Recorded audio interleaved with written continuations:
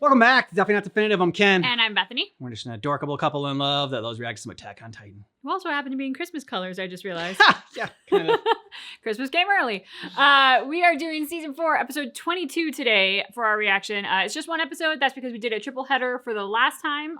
So that's why there's just a standalone this time. Yep, and we're going to find out if Eren is, Eren's testing his hypothesis. If we kill all of our enemies, will we finally be free? And that's what he's trying to do. I mean, all the clues were there, and I doubted Eren as far as like him going on with Zeke because I just started to overthink it, and I think you were more about believing in Eren, thinking that him and Zeke were just one-upping each other back and forth, which is what it kind of ended up being. But I do not. I mean, and again, they even told us like what his end goal was. It's just like if we kill all of our enemies across the sea, will we finally be free? And I'm sure by now, like, that was probably pointed out to us, but like we haven't posted our reactions yet for those earlier episodes. So this was just something like, just ruminating in my head as Attack on Titan just stays with you. The other thing about that whole theory with, if we kill all our enemies, will we be free and live in peace and all that idea? The very act of killing creates enemies. Mm-hmm. So you will never be able to remove all your enemies because the very act of killing is going to create more. It's going to be like a Hydra. For every one that you kill, 2 more will pop up in its place. And you can't be like, oh, well, it's just these people.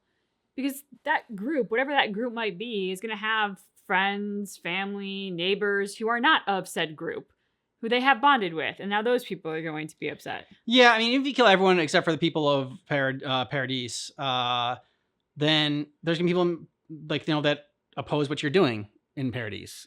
Now, what he could do is, all right, don't worry, I'm going to kill everyone outside the world so we're finally free. I'm going to wipe all your memories just like the last king did. And that would be required. I think you have to have a 2-pronged approach to this for any possibility of success. And even then, I'm not sure it would work, but like, that's the only guise under which you could. Like, but Ackermans, Levi will remember. Levi will know. Yeah. And even then, you will, you'll not, we've already got like into a discussion before the episode even started. Even then, like, so the reason that like there was no fighting before, like infighting, because like they were the last of humanity. But okay, so you wiped out all your enemies beyond the sea. Then you're gonna have enemies within. Even if you wipe their memories, people are just gonna have like, they're gonna build and they're gonna go to different places and have different settlements and have different thoughts and theories and religions and upbringings. And then all of a sudden, you're different again, and you're fighting. The fighting comes back. So no, it's kind of like a warped way to look at the world, and it's just like we're doomed no matter what. We're always gonna be fighting, but I don't know. History's kind of proved that right. Well, and that's both the challenge and also the wonder of humans, right? Yeah. Is that we're not all different. We're not cookie cutter. Mm-hmm. We're not lemmings. Like, we do form our own thoughts and opinions and feelings about things, and we might be right along with some and in conflict with others because of that. But pluralistic societies are what make life interesting, exciting, and that's, About to say, yeah, the good thing, there's a lot of great that comes out of it, but then there's also, you got to take the bad with it as well. The people are going to have disagreements, and so. In an ideal world, you'd be able to talk about those disagreements civilly, but, human history has also shown us. But clearly, the talks have ended, and we're just going to launch all our Titans. Just going to wipe everybody out. All right, let's get to it, all right. Let's do it. Queue up this on Patreon. Here we go. 3, 2, 1. Thaw. Oh, that's right, the wall. All the walls. And everything inside the wall. All the walls are down, and now it's just chaos. The rumbling. I mean, you had to see the rumbling because they kept talking about it. Like, there's no way it's not going to happen. True. My name is Eren Yeager. All the walls on the island of Paradis have crumbled to the ground. My only goal is to protect the lives of the people of Paradis. Did you notice Eren transformed people back? And the people of Paradis are all that remains of humanity. Falco and Pixis were both human again. Oh, I did notice Falco, yeah. Or do they just present as human on that other plane? Because, like, essentially they're on another plane, right? For the coordinate to communicate with them, as he's, like, the voice in their head? Well, no, but I think he just, like, I think that was just a way to show that they were all, like, under the same consciousness or whatever. Okay. Like, like that he was able to talk to them through there. Not only can you turn people into Titans, but then you can get them back somehow. Which would prevent anybody from bringing a Titan attack against you, which feels like, wouldn't that be all he needs then to keep Paradis? Well, no, because I mean, like, they got their guns and their airships in there. It's probably Pollyanna. I think that's all he needs to do, but Or is it because he killed Zeke that they all turned back or whatever? I don't know. Good question. I'm curious about that. Thaw. What the? Mr. Leonhardt, are you all right over there? Did you hear him? The Titans from White Island are on their way to kill us all. No, specifically. Well, yeah. Yeah. I guess they are. So all the Eldians know. I think keeping Marley. Eldians Yeah. will be okay, but no. If you can hear me, say something! Oh yeah, what's Falco became one of the 9. That was it. John and Connie saw how everything went down and realized Falco was far too important to leave behind. They know he's got one of the 9. There's no way they'd let him. What's wrong, Raina? But I swear I saw Pixis too. Maybe I didn't. Maybe it wasn't Pixis. It was Keith Shaddis. It's over. Aaron's about to destroy the world. We have airships ready to escape. Find Peak or anyone else who's still alive. And flee the island. You have to go warn Marley. Fast as you can. They have nowhere to run. My mom and dad and Aunt Karina. They're gonna die along with everybody else in Marley. Then we need to kill Aaron and save them! The Founder's control over all Titans and subjects of Ymir is absolute. There's no way we can stop Aaron now. The war's been decided. There's no winning. If you keep moving, maybe you'll see the aftermath. She's gonna eat Rhina. Mm-hmm. No way am I just letting this happen. Hang on, Falco. I'm coming. Gabby's got the same haircut now as Aaron. I never thought Aaron would slaughter everyone who lives outside the wall. When he's done, everyone who hates us will be dead. The entire outside world was a threat to our existence. You'll just be left to hate yourselves. These people called us island devils. Said we'd kill them all unless they killed us first. We're about to prove them right. Because we have to. This is only happening because the world picked a fight and lost. There wasn't anything that we could have done differently, was there? It's a heck of a question. Mm-hmm. He's committing genocide against the world. Should we stop him? Aaron tricked Zeke and kept him from castrating us all with his euthanization. He did this for his friends. Aaron wants to protect us, even if it means killing everybody else on the planet. That's love. Because you're important to me more than anyone else. Then maybe you're the only ones that can talk to him Yeah. and get him to stop this. And that's not what you want. The Titans are going after our soldiers? Did all the Marleyan troops get eaten? Aaron's using the Founder's power. He should have total control over all these Titans. Who cares why? They're eating us! Let's go and help! Because you didn't transform him back. So it wasn't Pixis I saw. Think he ate the Jaw Titan. That means we can use him. Feed him to one of our guys who Zeke transformed. We can bring someone back.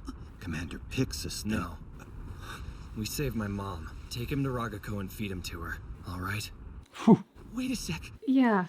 If we kill their friend now, we'll be offering the two of them a whole new reason to keep coming after us, and we get nothing out of it. You think bringing back my mom is nothing? Yeah. That's not what I meant to. For 4 years, I've had to watch her lie helpless in the ruins of my home. You ate Bertolt. That's why you're still with us, right? Dad! Shit. He's just a kid. Connie, wait! We're gonna have to take all of them out. Oh, Connie, I don't think this is gonna work out for you. Mm-hmm. Why would he allow them to come after us? Oh, he's not the god you thought he was.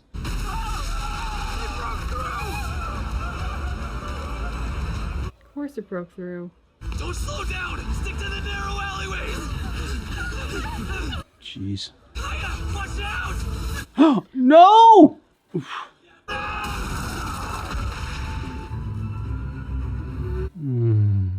Come on, get up. No, I can't. No. Yeah! Didn't see that coming.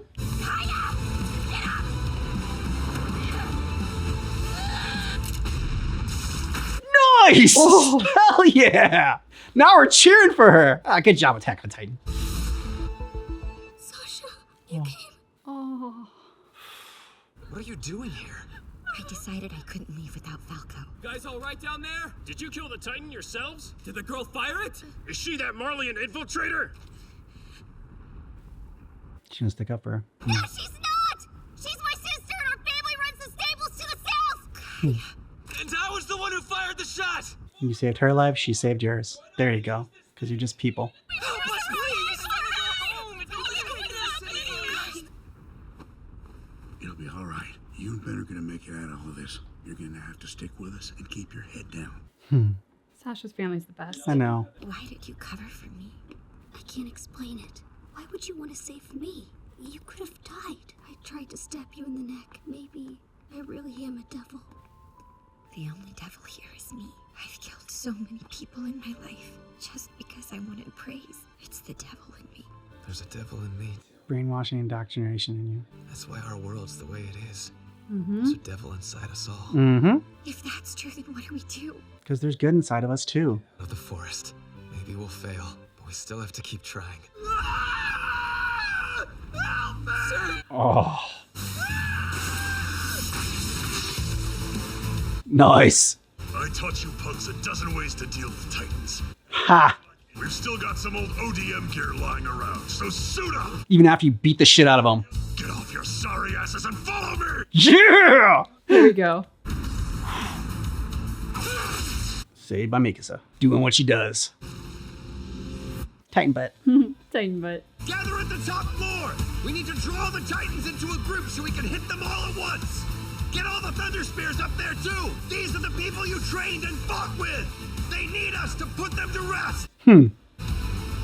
That one just looked like it had such little hands. Yeah. It was like... What was that ball one? Pixis? Fire!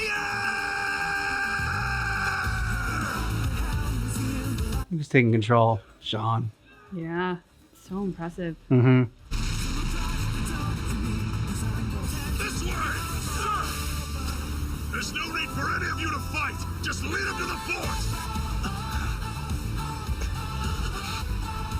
Commander Pixis. No, Pixis. Horrible fate. Gotta get him out of there. Sean will do it. Yeah. Go.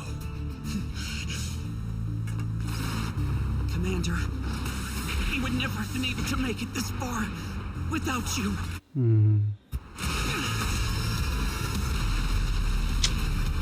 So thank you, and rest in peace.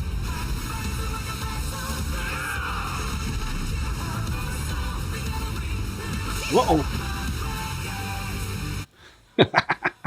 Yes. Love watching her work. She's so damn impressive. No, you pay attention to where you're going. Mm-hmm. I get that she's spectacular, but you gotta focus.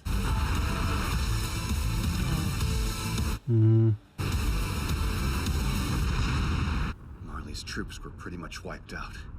And the pure Titans were all gone. If we're out of danger, you got time to talk about the daydream. What'd he say? What's Eren trying to do? Destroy everybody. Trying to protect his friends. Mm-hmm. And my homeland is doomed. Fuck! Are you okay? Yeah. No thanks to the wall crumbling under my feet. Good job mopping up all the pure Titans for us, Sean. You survived. You should know I'm not ready to die just yet. Not before I finally get to see the rebirth of the Eldian Empire. Been drinking too much of the Kool-Aid. Mm-hmm. Yelena, gather the volunteers. You're all under arrest.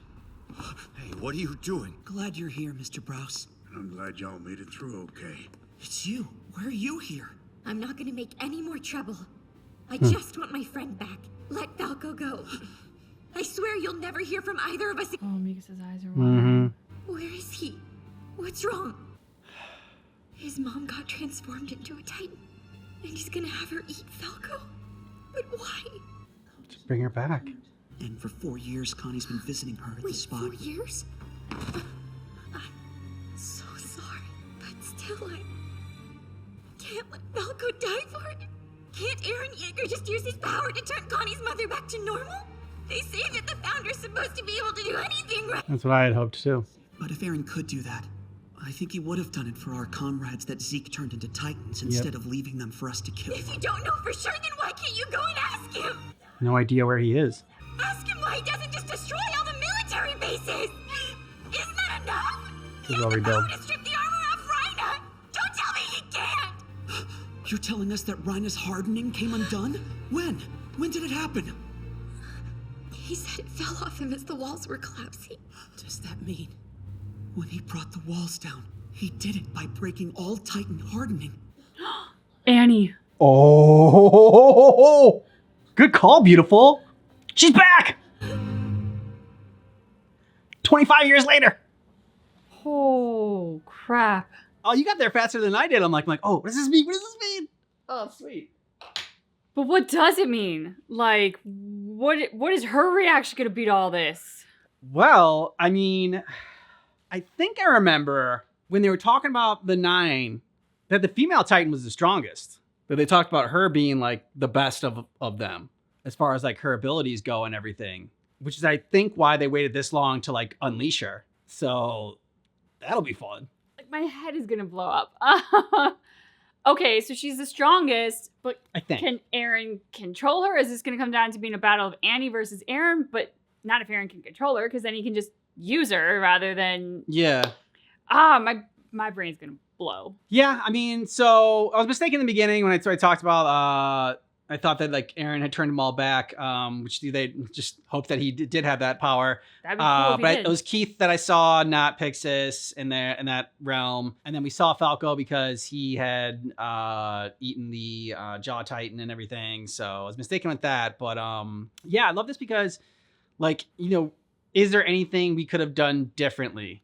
Yeah, what a question. Yeah, and then you see kind of the different approach, right? Like Gabby coming in and saving, you know, Sasha's sister or whatever, and then Sasha's sister, like, you know, them that family backing her up and saving her life. Plenty of reason for, you know, each of them to hate the other one, and it's like that's how, you know, I mean, hate gets met with hate, and you hope, you know, love gets and understanding gets met with the same.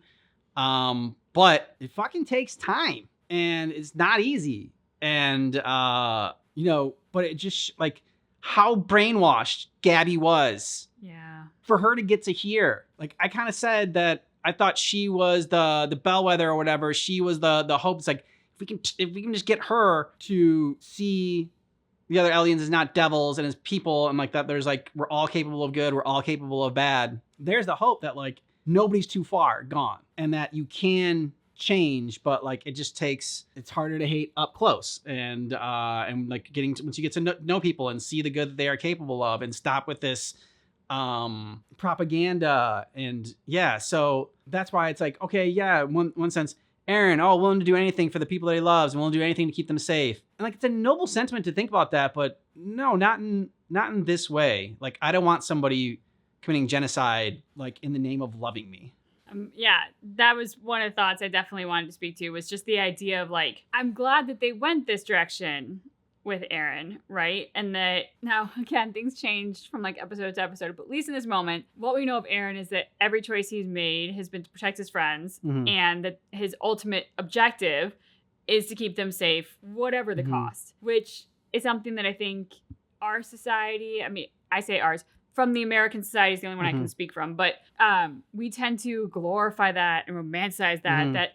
That's like why Westerns get so popular, right? Because you'll pick up that gun and you'll ride or die for your family and like blow everyone else away if you have to. And I think that's often like our action movies too, right? Is people will do anything for the ones they love, damn the consequences, and whatever else they must do is justified in the name of said love. So it's very interesting being here in this show, seeing how that's not just like, ooh, just knocking off some bad guys or maybe wiping out a building. No, this is literally the rest of the world has to go to keep my friends safe. What a great way of showing how the road to hell is paved with good intentions, and that sometimes we will overly romanticize things that maybe in reality have no business being so romanticized or that we consider so noble, because when taken to such an extreme, which I'm sure Eren would say like, but I'm doing the right thing, I'm keeping my friends safe. Isn't that what we want? Yes, but anything taken to such an extreme has its bad side also taken to that extreme. Everything in moderation. Murder moderation. Murder moderation. I will take murder in my movies, in my cinema, in moderation. The slaying of villains and, you know, vanquishing all the bad guys in moderation. If you vanquish all the bad guys, like you said, it's, you know, gang hideout or whatever, or, you know, I don't know. Just, I don't know, like how big you have to go out. Like at what point I'll be like, no, that's too much killing. You know, again, it's different if it was real life versus when we in games or movies and whatnot. But yeah, like I agree. I'm glad that they took it this way, because it doesn't paint Eren as, you know, we think of true villains. We think of people that do stuff just for like money, for power, anything like greedy or whatever. That's just not, you know, anything that we could consider noble. Like we consider like doing something, you know, whatever we possible for someone that we love, like, you know, a noble sentiment. But like you said, anything to the extreme is just not good. The other aspect of it that I enjoy too is we also often romanticize when people like stay true to their character and true to their values and they don't compromise. Like they are who they are and stand by what they say through and through to the bitter end. Sure. Like you don't want somebody who goes back on their word, for example, like just to save their own ass. Yeah, to save their own ass, to get personal gain from it. But there is also something to inflexible thinking. Yeah. And so Eren now also has, we see, well, he's exactly who he was on day one. Like, he's been through some shit. He's grown. Don't get me wrong. Changes have happened with that. But, like, the core of who he is the same as who he was on day one, which is he'll beat anybody up for his friends. Again, noble sentiment. But here we do see where, like, his friends have grown. They have flexible thinking. Their thinking has changed. They don't want the world to get wiped out. And they're trying to talk about, like, I wouldn't want this for me. Like, how do we stop this? Maybe we can talk to him. Like, he's doing it in our name, but we don't want it done in our name. Yeah. I also like how they're showing that. Because, again, like, somebody who's very inflexible in their thinking, who won't entertain the possibility that anybody else's perspective has merit, that's not attractive. But society tends to romanticize that, again, as somebody who's true to who they are and you know, all that jazz. So I like how it's taking things that society tends to kind of celebrate and showing like, hey, sure, there are times when that's good, but like everything in life, there is the light side and there is the shadow side. Let's consider that shadow side of somebody who has totally inflexible thinking and who is willing to wipe out the world for a handful of people. And then I had just one other thought. We can go back to this, but I had one other thought before I forget it. About Gabby. What I love about the Gabby thing that you talked about in terms of her being a bellwether and like, can we just bring her back?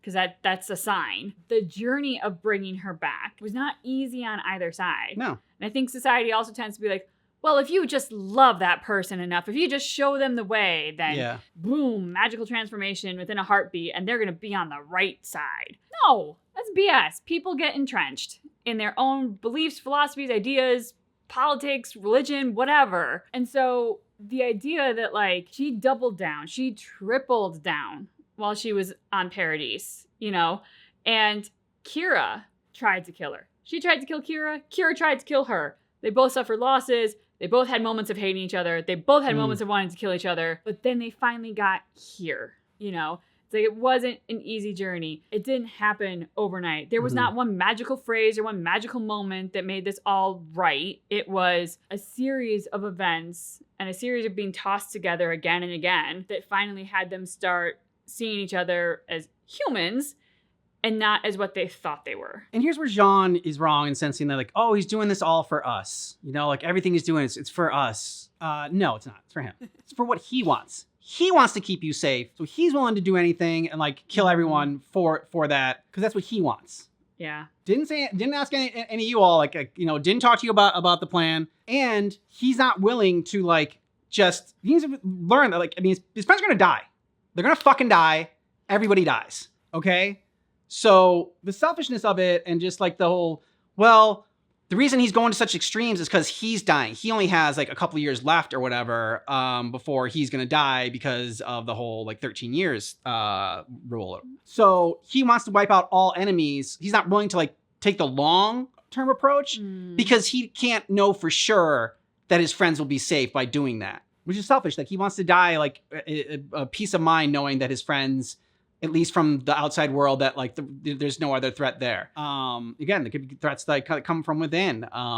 So that's like the twistedness of it, right? The twistedness of our love for somebody else, and like, you know, the whole doing anything you know to make them safe, and doing anything you for a loved one. Are you doing it for a loved one, or are you doing it for yourself because you can't let go, because you can't stand the thought of like that person being hurt or that person dying, and you know the extremes you're going through, and like again to like say it's like in the name of them, is what doesn't sit well with me. And so like he's doing this rumbling because he wants to have the peace of mind that they're all safe, and instead of trying to do like the hard work, which is it'll take years, generations, and like for his people to be safe. And like, yes, there'll be wars, there's gonna be death, but you hope that you get to the side of like where, you know, there's an understanding at some point. So many thoughts came up while you were saying all that. One was the idea of like some sort of permanence, because life is impermanent. Nothing is going to last forever. Yeah. So the concept of doing anything with the idea that this will last forever is foolish. You know, assuming that this is on planet Earth, like we live on planet Earth, eventually the sun's going to blow up and wipe out a planet. Like, yes, it'll be thousands, billions years from now. I don't know. I'm not a scientist. Long time from now, right? I know I'll be good and dead by then. So it's this idea of like nothing lasts forever. To say that you're going to do any one thing for it to last forever, to keep a group of people safe forever, that's BS. It's never going to happen.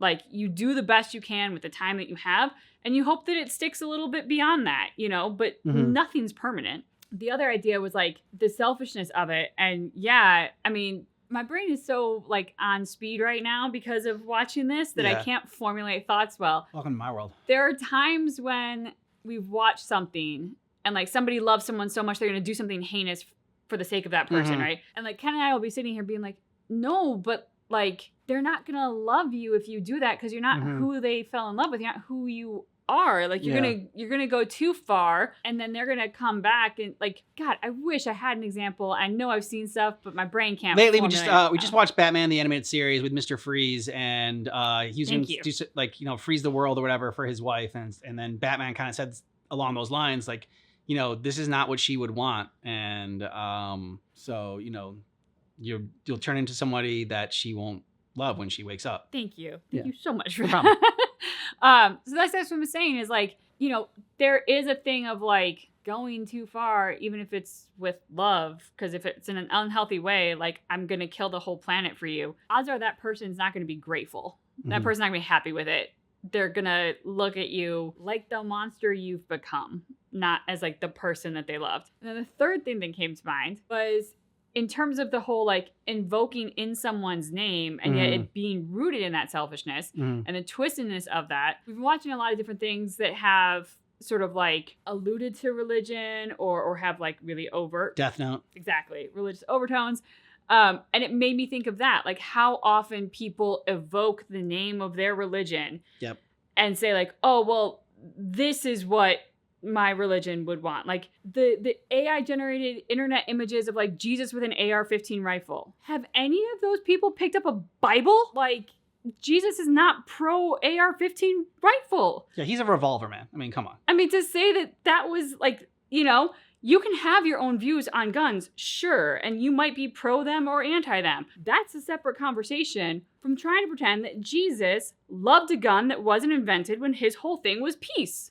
Like, you're just being selfish and conflating your religion with your own selfish desire and justification. And so like that came to mind as sort of, you know, when people invoke doing something in someone else's name, what often happens is deities, that's where it becomes so like selfish and twisted and really toxic. And that's what turns people away then from religion or, you know, Eren in this case. On a lighter note, it was awesome to see Mikasa get back into action and take care of people. I mean, you know, I said people because I mean, they're the people inside those Titans, but it's just putting them at peace. Yeah, they would not want to eat their comrades. Yeah, exactly. And so, but it was still cool, like seeing her get to work. And yeah, and it was also seeing Jean like take control and be the commander. Armin just saying that like this is, I don't know. I'm hoping that he's the one that can talk to some sense into Eren. I think he's kind of the only one that can. It was fascinating, that conversation about like, wait a minute, if Eren's controlling the pure Titans, why are they starting to eat our people?